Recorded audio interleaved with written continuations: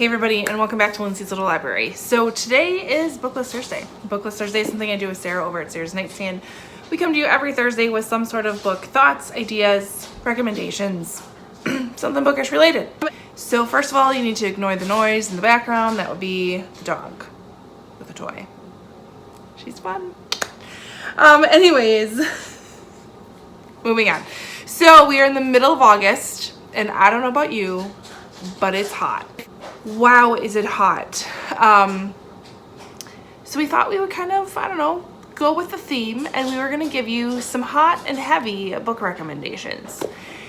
So again, as a reminder, Sarah and I come up with these themes or these ideas, and then we just go with them. We don't necessarily discuss how we're going to perceive the theme or the recommendation or what we're going to do with it. So we might differ a little bit, but when I was thinking about hot and heavy books, I'm kind of dividing it into two different kinds of books.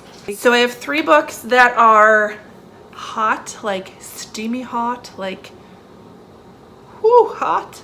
And then I have 3 books that are heavy. These are books that are just, they sit with you right here. They weigh on your mind.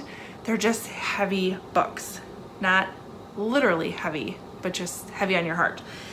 All right, so first one I want to talk about, I don't have a lot of these books, is the series by Tessa Dare that we've been reading. The Wallflower Wager is one of them. I will put them here.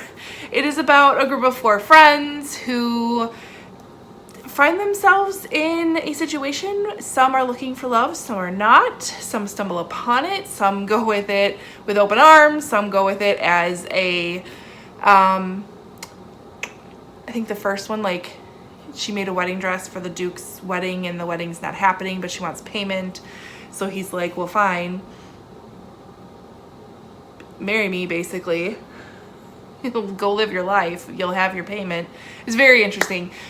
There's sarcasm in this. There are definitely some steamy scenes in these books. They are light reads to me, palate cleansers to me. They're just fun. They're more than I expected them to be, and I love them. I love them. There's 3 of them out right now. The 4th, I thought was supposed to come out this year, but now I can't find a date on when it's getting released, but it better be soon. Another book that is definitely hot is a part of the A Court in Thorns and Roses series by Sarah J. Maas. This is the 2nd book. This is A Court in Mist and Fury, and there are some scenes. There is this love tension. There is so many pieces of this that, I mean, this book was wow.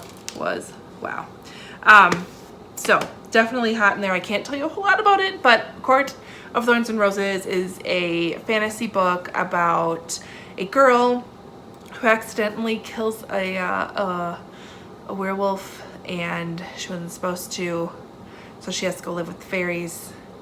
And it's a kind of a Beauty and the Beast retelling. The first one is, and then we go from there. And it's just, I love it. I'm obsessed with that series.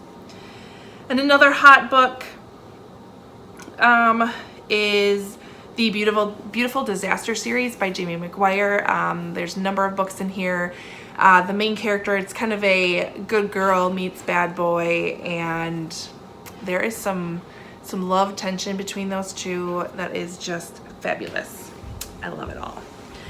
All right, on to the heavy books. Completely different take on this and way more serious. The first one I want to talk about is Snowflower and the Secret Fan by Lisa C. It is a short book. This is packed with a lot of heavy content. There's a whole section in here about foot binding, and you just hear from the perspective of Lily. No, you're from the perspective of Snowflower. She is secretly communicating with her friend Lily through a like silk fan. But because you're in her shoes as she goes through kind of coming of age and what's expected of her and how to act and how to be and all of that, there are just pieces of this book that I will never forget. It's very heavy, very good, very heavy.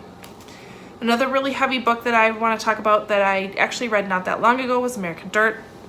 This one follows our main character. We have a mother and her 8-year-old son who need to flee Acapulco because basically a drug cartel is coming for them.